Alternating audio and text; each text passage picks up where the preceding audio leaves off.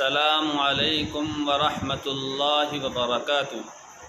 آج ایک صاحب نے بہت ہی اچھا سوال پوچھا ہے، اور وہ سوال یہ ہے کہ کیا شوہر اپنی بیوی کے انتقال کے بعد اپنی بیوی کا چہرہ دیکھ سکتا ہے؟ کیونکہ عوام میں یہ بات مشہور ہے کہ اگر بیوی کا انتقال ہو جائے تو شوہر اپنی بیوی کو دیکھ نہیں سکتا۔ مفتی صاحب اس کی وضاحت فرما دیجیے۔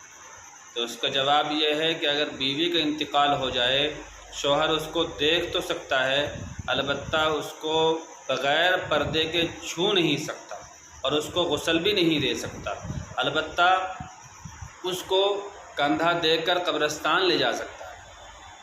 اور اگر شوہر کا انتقال ہو جائے تو بیوی اس کو دیکھ بھی سکتی ہے، چھو بھی سکتی ہے اور غسل بھی دے سکتی ہے، لیکن شوہر اس کو صرف دیکھ سکتا ہے، غسل نہیں دے سکتا، بغیر پردے کے چھو نہیں سکتا۔ عوام میں یہ مسئلہ غلط مشہور ہے۔